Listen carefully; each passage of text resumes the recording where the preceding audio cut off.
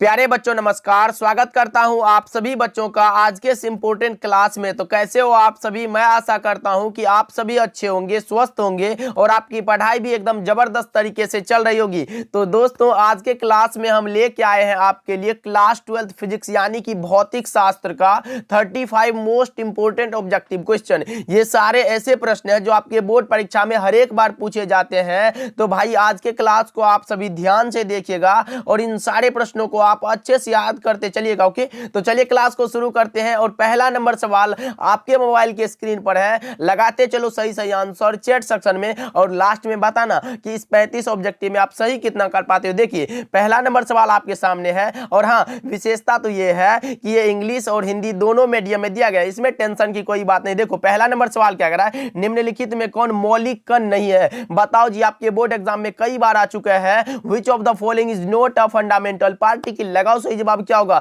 भाई। आपको पता होगा मौलिक कण होता है न्यूट्रॉन, प्रोटॉन और इलेक्ट्रॉन। कितना हुआ 3, लेकिन ये अल्फा कण आके कहां से घुस गया। ऑप्शन सी राइट आंसर हो जाएगा। ये अल्फा पार्टिकल जो है ये मौलिक कण नहीं है। ओके, याद रखिएगा आप सभी। चलिए नेक्स्ट सवाल की ओर बढ़ते हैं। दूसरा नंबर सवाल आपके सामने आ चुका है। लगाते चलो सही सही आंसर क्या होगा। एक स्वस्थ व्यक्ति के आंख के लेंस की फोकस दूरी लगभग होती है कितनी होती है भाई। मैंने बताया था कि स्पष्ट दृष्टि की न्यूनतम दूरी पूछ ले तो आप लगाना 25 सेंटीमीटर और अगर फोकस दूरी पूछे तो आप 2 सेंटीमीटर लगा के निकल जाना। ऑप्शन बी राइट आंसर हो जाएगा। 2 का भी इज द करेक्ट आंसर। चलिए नेक्स्ट सवाल की ओर बढ़ते हैं। तीसरा नंबर सवाल आपके सामने, फटाफट से लगाते चलो भाई, इंपॉर्टेंट क्लास है। देखो तीसरा नंबर सवाल क्या कह रहा है, प्रकाश वर्ष किस भौतिक राशि का मात्रा है बताओ आप सभी। Light year is the unit of which physical quantity. लगाओ सही जवाब क्या होगा। तो इसका राइट आंसर हो जाएगा डिस्टेंस भाई। ऑप्शन ए करेक्ट आंसर है। लगा लो दूरी हो जाएगा सही जवाब। ओके, याद रखिएगा आप सभी। चलिए फोर्थ नंबर सवाल को देखते हैं। आपके सामने आ चुका है, समांतर सतह वाली कांच की पट्टी की शक्ति होती है क्या। समांतर सतह वाली भाई कांच की पट्टी की शक्ति पूछी गई है। The strength of a glass strip with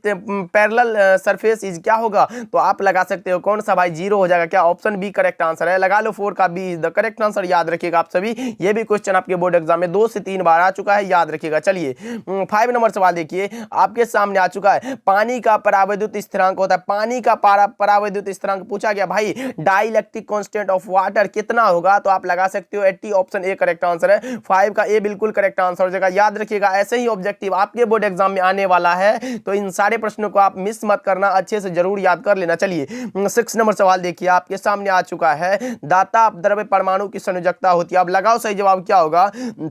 दाता अपद्रव्य परमाणुओं की संयोजकता कितनी होती है ये पूछा गया आप सभी से। तो 6 का जो सही जवाब हो जाएगा वो हो जाएगा 5। ऑप्शन सी राइट आंसर हो जाएगा। ओके, चलिए देखिए 7 नंबर सवाल देखिए आपके सामने आ चुका है। हीरा का अपवर्तनांक करीब होता है किसके करीब होता है भाई, ये पूछा गया है। तो मैं बता दूं हीरा का अपवर्तनांक जो होता है वो सभी पदार्थों के अपवर्तनांक से अधिक होता है। तो वो कौन सा हो जाएगा। आप डी लगा रहे हो जो कि गलत है। हीरा का अपवर्तनांक होता है 2.42। ऑप्शन सी करेक्ट आंसर है। ये मत लगाना, ये किसी का नहीं है भाई, याद रखिएगा।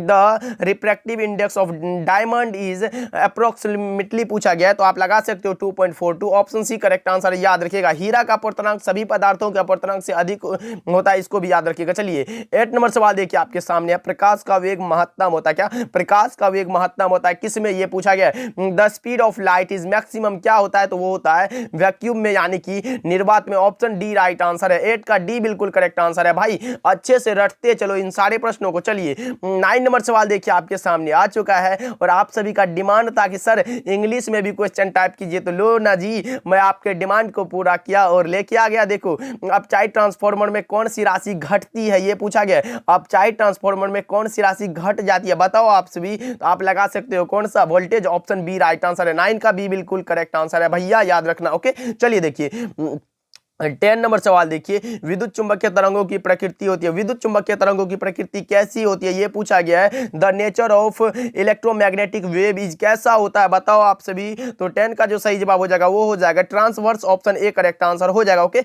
याद रखिएगा। और ध्वनि तरंगे पूछा तो वो हो जाता लॉन्गिट्यूडनल यानी कि अनुदैर्ध्य होता, उसको भी आप याद रखोगे। ओके, चलिए देखिए 11 नंबर सवाल देखिए आपके सामने आ चुका है।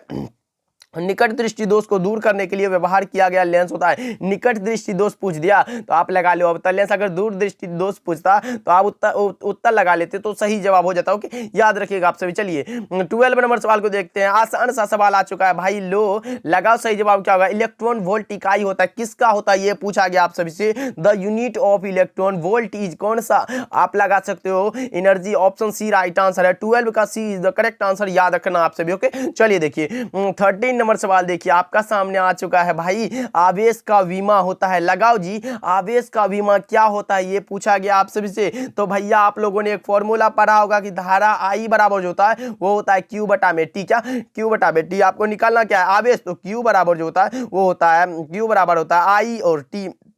धारा को हम लोग एम्पियर लिख सकते हैं और टाइम को टाइम रहने दो। ए टी कौन सा ऑप्शन में दिया गया भाई, ऑप्शन ए में दिया गया है, लगा लो option number A is the correct answer. The dimension of charge is 80, option A is the correct answer. चलिए 14 नंबर सवाल देखते हैं। कैथोड किरणें होती है, कैथोड किरणें कैसी होती है भाई, तो कैथोड रेज आर कौन सा इलेक्ट्रॉन होता है, ऑप्शन ए करेक्ट आंसर हो जाएगा, ये इलेक्ट्रॉन के जैसा होता है। ओके, चलिए देखिए 15 नंबर सवाल को देखते हैं। आपके सामने आ चुका है लोहा होता है, आयरन इज भाई कौन सा होता है, लोहा इज कौन सा, फेरोमैग्नेटिक हो जाएगा क्या, ऑप्शन सी राइट आंसर है। लोहा लोह चुंबकीय होता है, याद रखिएगा आप सभी, इंपॉर्टेंट क्वेश्चन। ओके, चलिए देखिए 16 नंबर सवाल देखिए आपके सामने आ चुका है। 20 सेंटीमीटर फोकस दूरी वाले उत्तल लेंस की क्षमता डायोप्टर में होती है। यहां भाई दो फॉर्मूला आता है, अगर यहां सेंटीमीटर में चीजें दिया गया हो तो आपको लगा लेना है। एक फॉर्मूला आता है अगर मीटर में दिया गया हो तो वो होता है P बराबर 1 बटा में F, लेकिन अगर सेंटीमीटर में दिया गया है तो वो होता है P बराबर 100 बटा में F होता है, बस इसको आप याद रखिएगा। लेकिन यहाँ सेंटीमीटर में दिया गया इसीलिए P बराबर जो होता है वो होता है 100 बटा में कितना, फोकस दूरी कितना, तो 20 सेंटीमीटर दिया गया, 20 लगा लो, कौन सा 20 पंचे का 100 कितना हुआ 5 सेंटीमीटर, कौन सा ऑप्शन में दिया गया, ऑप्शन बी में दिया गया, राइट आंसर हो जाएगा 5 डायोप्टर हो जाएगा। ओके, याद रखिएगा आप सभी। चलिए 17 नंबर सवाल को देखते हैं। आपके सामने आ चुका है एमीटर का प्रतिरोध होता है, एमीटर का प्रतिरोध होता है भाई, यहां ध्यान से पढ़ना क्वेश्चंस को। अगर पूछे कि आदर्श एमीटर का प्रतिरोध कितना होता है, वो होता है 0।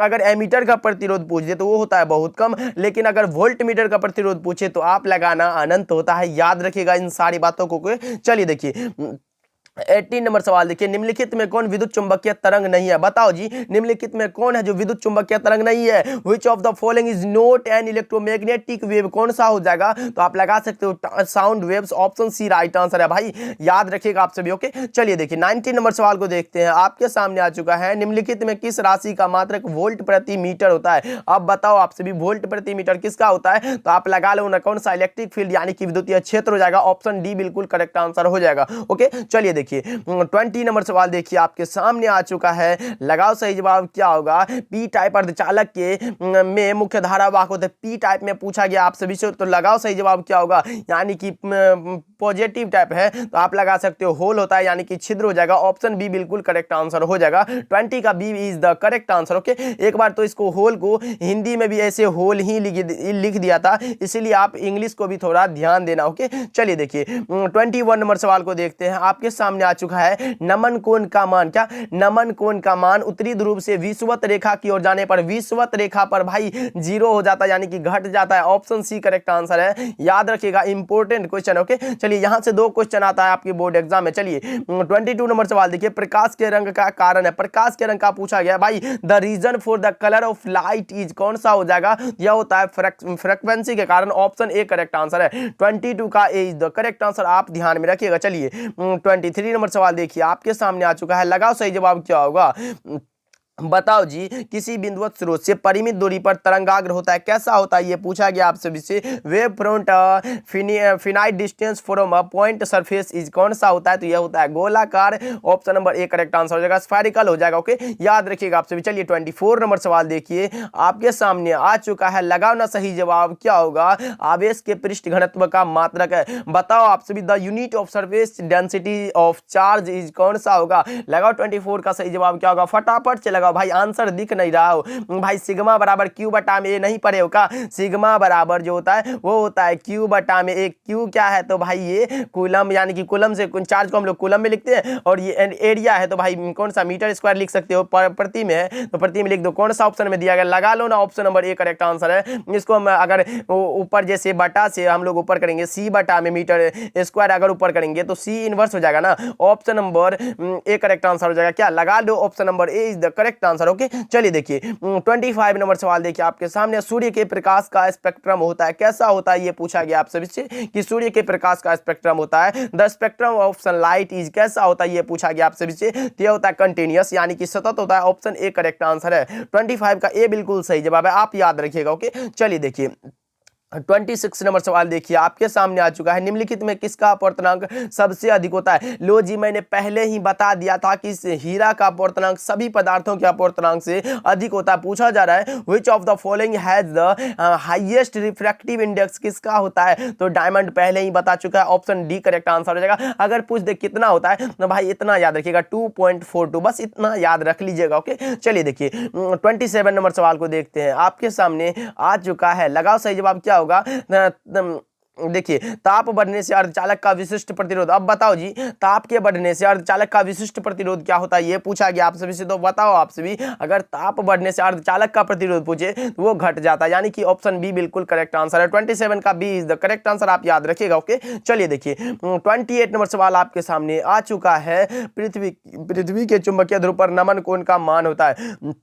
नमन कोण का मान पूछा गया भाई, नमन 90 डिग्री हो जाएगा, ऑप्शन सी करेक्ट आंसर है। 28 का C is the correct answer, आप याद रखोगे। ओके चलिए देखिए 29 नंबर सवाल आपके सामने आ चुका है। अनुचुंबकीय पदार्थ की प्रवृत्ति होती है, अनुचुंबकीय पदार्थ की प्रवृत्ति पूछा गया आप सभी से, तो लगाओ सही जवाब क्या होगा 29 का। तो मैं बता दूं अनुचुंबकीय पदार्थों की जी प्रवृत्ति होती है वो क्या होती है, तो वो होती है कांस्टेंट, यानी कि स्थिर होती है, ऑप्शन ए करेक्ट आंसर है। 29 का ए बिल्कुल करेक्ट आंसर हो जाएगा। ओके चलिए देखिए 30 नंबर सवाल देखिए आपके सामने है। जब किसी वस्तु को आवेशित किया जाता है, जब किसी वस्तु को आवेशित किया जाता है तो उसका द्रव्यमान क्या होता है? बढ़ता है, घटता है, अचर रहता है, या फिर बढ़ या घट दोनों सकता है। लगाओ 30 का सही जवाब क्या होगा। तो मैं बता दूं ये बढ़ भी सकता है और घट भी सकता है, यानी कि में इंक्रीज और decrease, option number D correct answer है। आप याद रखिएगा बढ़ या घट दोनों सकता है। ओके चलिए याद रखिएगा, ये इंपॉर्टेंट क्वेश्चन है। चलिए 31 नंबर सवाल को देखते हैं आपके सामने आ चुका है। फ्लक्स का अर्थ है, ये भी क्वेश्चन आपके बोर्ड एग्जाम में आया हुआ भाई। ये सारे ऐसे इंपॉर्टेंट क्वेश्चन है जो आपके बोर्ड एग्जाम में आने के चांसेस बहुत है। देखो फ्लक्स का अर्थ होता है, ये होता है facsimile telegraphy, option B correct answer है। लगा लो option number B is the correct answer, facsimile telegraphy हो जाएगा। ओके